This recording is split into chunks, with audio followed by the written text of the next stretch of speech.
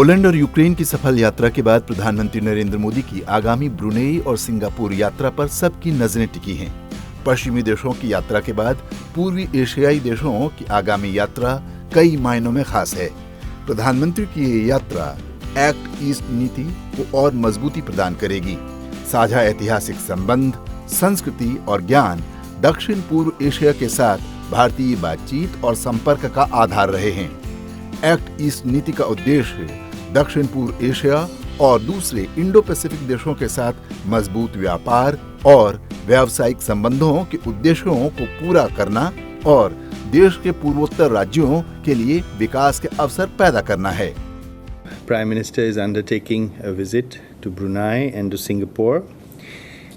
He is traveling to Brunei at the invitation of His Majesty Sultan Haji Hassan Al Bolkiah, and the visit is scheduled for 3rd and 4th of September, and after that he will travel to Singapore at the invitation of His Excellency Mr. Lawrence Wong, the Prime Minister of Singapore, and that visit will be over 4th and 5th of September.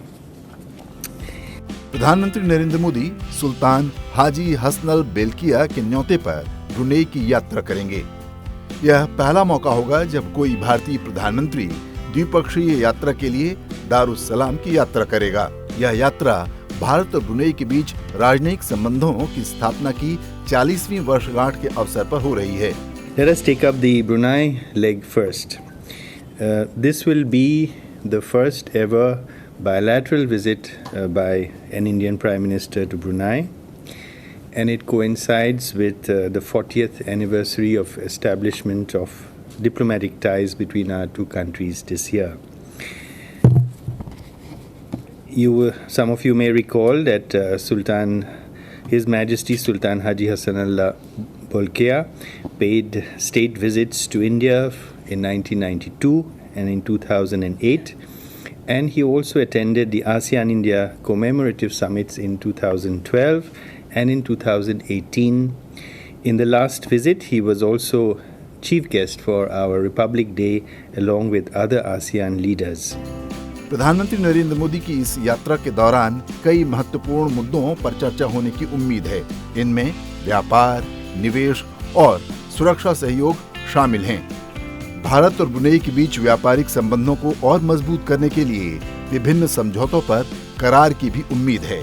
साथ ही नए क्षेत्रों में सहयोग के अवसर तलाशे जाएंगे। Prime Minister will engage in bilateral discussions on all aspects of our bilateral relations and cooperation with Brunei, and also explore new areas for cooperation. As you know, we share a very warm and friendly relationship with Brunei, and our engagements cover multiple areas such as defense, trade and investment, energy, space technology, health, capacity building, culture, and vibrant people-to-people exchanges. The Indian diaspora in Brunei is about 14,000, and they comprise a substantial number of doctors and teachers in Brunei who have earned goodwill and respect for their contributions to Brunei economy and society. प्रधानमंत्री की यात्रा का मुख्य उद्देश्य Brunei के साथ द्विपक्षीय संबंधों को मजबूत करना और आर्थिक, सांस्कृतिक और राजनीतिक सहयोग को बढ़ावा देना है। We have received valuable support from Brunei in our space program.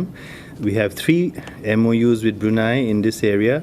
We have established a telemetry tracking and command station in Brunei in 2000, and this tracks and monitors all our eastward launches of satellites and satellite launch vehicles. Defense is another important pillar in our bilateral cooperation. We have an MOU on defense which was signed in 2016 and has since been renewed in 2021. It provides a framework for our collaboration that covers regular exchanges at high levels, naval and coast guard ship exchange visits, training and joint exercises, and participation in each other's exhibitions. We are also working towards establishing a joint working group for cooperation in the area of defense. Brunei दक्षिण पूर्व Asia में स्थित है। ये देश अपनी समृद्धि और natural resources के लिए जाना जाता है, खासकर तेल और गैस के क्षेत्र में। भारत और ब्रुनेई के बीच लंबे समय से अच्छे संबंध रहे हैं और प्रधानमंत्री की ये यात्रा इन संबंधों को और भी गहरा करने के अवसर प्रदान करेगी। ब्रुनेई भारत की एक्ट ईस्ट नीति और भारत प्रशांत के दृष्टिकोण से एक महत्वपूर्ण भागीदार है। Brunei is an important partner for India's Act East policy and our vision for the Indo-Pacific. And as we mark a decade of our Act East policy this year, the visit assumes additional significance. Brunei has been our country coordinator in ASEAN from 2012 to 2015 and played a key role in our further engagements with ASEAN and continues to do so today. इस यात्रा से रक्षा सहयोग, व्यापार और निवेश, ऊर्जा, अंतरिक्ष प्रौद्योगिकी, स्वास्थ्य सहयोग, क्षमता निर्माण, संस्कृति के साथ साथ लोगों के बीच आदान प्रदान समेत सभी मौजूदा क्षेत्रों में ब्रुनेई के साथ सहयोग और मजबूत होगा। यात्रा के दौरान प्रधानमंत्री ब्रुनेई के सुल्तान से भी मुलाकात करेंगे, जिससे दोनों देशों के बीच व्यक्तिगत संबंधों को भी बढ़ावा मिलेगा। प्रधानमंत्री नरेंद्र मोदी और ब्रुनेई के सुल्तान पहली बार नवंबर 2014 में 25वें आसियान शिखर सम्मेलन के दौरान मिले थे। वे मनीला में आयोजित 2017 पूर्वी एशिया शिखर सम्मेलन के दौरान एक बार फिर मिले। जनवरी 2018 में ब्रुनेई के सुल्तान 10 आसियान राष्ट्राध्यक्षों और सरकार के साथ आसियान भारत स्मारक शिखर सम्मेलन के लिए भारत आए। वो 26 जनवरी 2018 को भारत के 69वें गणतंत्र दिवस समारोह में मुख्य अतिथि भी रहे।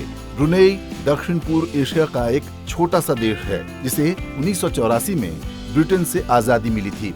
वर्तमान में ब्रुनेई दारुस्सलाम में करीब 4.5 लाख की कुल आबादी में से करीब 14,500 प्रवासी भारतीय हैं, जिनमें से आधे से अधिक भारतीय प्रवासी, अर्धकुशल और अकुशल श्रमिक हैं, जो तेल और गैस उद्योग, निर्माण, खुदरा व्यापार आदि में काम करते हैं।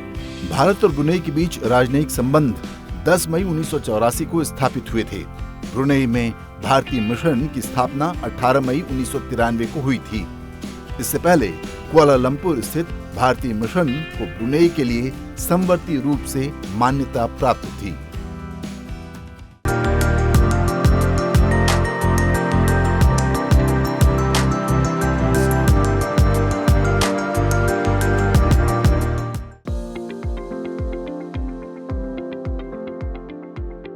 प्रधानमंत्री नरेंद्र मोदी 2 देशों की यात्रा के आखिरी पड़ाव में 4 और 5 सितंबर को सिंगापुर की यात्रा पर रहेंगे। करीब 6 साल बाद प्रधानमंत्री सिंगापुर की यात्रा पर जा रहे हैं। वो सिंगापुर के प्रधानमंत्री लॉरेंस वोंग के साथ भारत सिंगापुर रणनीतिक साझेदारी की प्रगति की समीक्षा करेंगे और आपसी हित के क्षेत्रीय और वैश्विक मुद्दों पर चर्चा करेंगे। वर्ष 2025 में दोनों देशों के बीच राजनयिक संबंधों के 60 वर्ष पूरे होंगे। Prime Minister is visiting Singapore after nearly 6 years. In fact, his last visit to Singapore was in his first term as Prime Minister, and an early visit during his third term is something that is particularly welcomed by the Singaporean side. And also this is at the time when a new leader in Singapore, in His Excellency Prime Minister Lawrence Wong, has just taken over, and this is an opportune time to set the stage for the next stage of our vibrant bilateral relationship.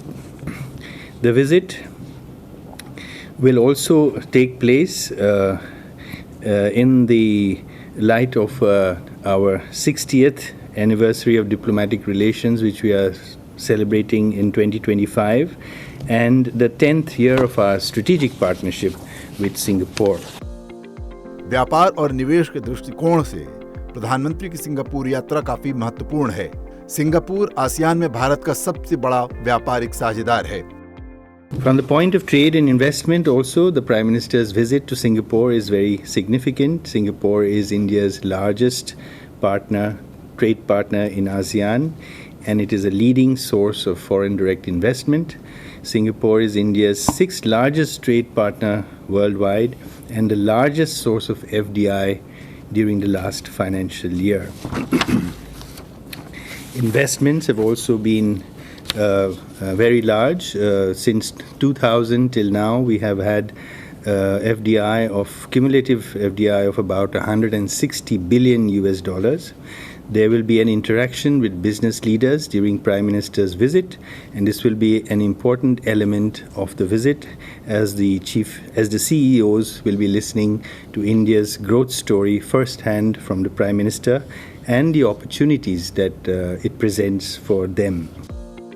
हाल ही में Singapore में द्वितीय Bharat Singapore मंत्री स्तरीय गोलमेज सम्मेलन हुआ था। इसमें दोनों देशों ने विभिन्न क्षेत्रों में द्विपक्षीय सहयोग बढ़ाने पर चर्चा की थी। प्रधानमंत्री की यात्रा के दौरान कई क्षेत्रों में समझौता ज्ञापन पर हस्ताक्षर होने की उम्मीद है। During the recently concluded India-Singapore Ministerial Roundtable, which is a very unique forum between ministers on both sides in diverse areas, a number of new forward-looking futuristic cooperation areas were identified in digitalization, sustainability, skills, health, advanced manufacturing and connectivity. And we are likely to exchange a number of MOUs in these areas during the forthcoming visit of the Prime Minister. Bharat और Singapore के प्रयासों और रणनीतिक योजना ने उनके बीच द्विपक्षीय संबंधों को एक नए मोड़ पर ला दिया है, जिससे संसाधन संपन्न और संसाधन निर्भर देशों के बीच व्यापार और निवेश संबंधों में तेजी आई है। भारत और सिंगापुर के बीच संबंध पुराने और जीवंत बने हुए हैं। इनके बीच द्विपक्षीय संबंधों का इतिहास साझा मूल्यों, आर्थिक अवसरों और प्रमुख मुद्दों पर परस्पर हितों पर आधारित है।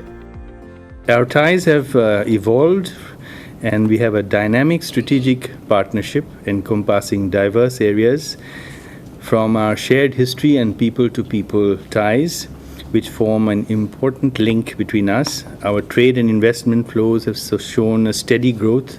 We have robust defense cooperation and growing exchanges in culture and education. And we have identified new anchors of our partnership under the India-Singapore Ministerial Roundtable framework.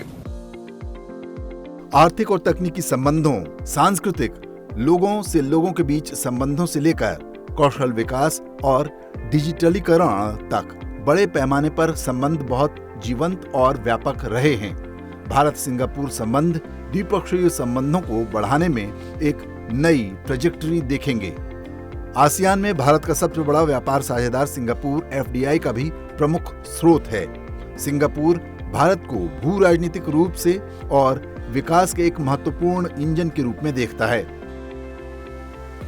पिछले वर्ष दोनों देशों के बीच 15वीं भारत सिंगापुर रक्षा नीति वार्ता आयोजित की गई थी, जिसमें सेवा संपर्क, द्विपक्षीय अभ्यास और साइबर सुरक्षा जैसे उभरते क्षेत्रों में सहयोग बढ़ाने पर सहमति बनी थी। दोनों देशों ने आपसी विश्वास और समझ, साझा हितों और लोकतंत्र और कानून के शासन के साझा मूल्यों के आधार पर रणनीतिक साझेदारी को पूरी तरह से लागू करने की अपनी प्रतिबद्धता जताई है। दोनों देशों की रणनीतिक साझेदारी को एक नई गति और दिशा तब मिली जब प्रधानमंत्री नरेंद्र मोदी ने 2018 में सिंगापुर की आधिकारिक यात्रा की। उसी साल 14-15 नवंबर को आसियान भारत RCEP और 13वें पूर्वी एशिया शिखर सम्मेलन में भाग लेने के लिए वो दूसरी बार सिंगापुर गए। प्रधानमंत्री नरेंद्र मोदी 1 जून 2018 को सालाना शांग्रीला डायलॉग में मुख्य भाषण देने वाले पहले भारतीय प्रधानमंत्री बने। सिंगापुर के तत्कालीन प्रधानमंत्री ली सिन लुंग 2018 में गणतंत्र दिवस समारोह में शामिल हुए और 2018 आसियान भारत स्मारक शिखर सम्मेलन की सह अध्यक्षता की। दक्षिण पूर्व एशियाई देशों में सिंगापुर अभी भी भारत का सबसे विश्वसनीय रणनीतिक साझेदार है। पिछले 2 दशकों से सिंगापुर भारत की लुक ईस्ट पॉलिसी में महत्वपूर्ण स्थान रखता आ रहा है।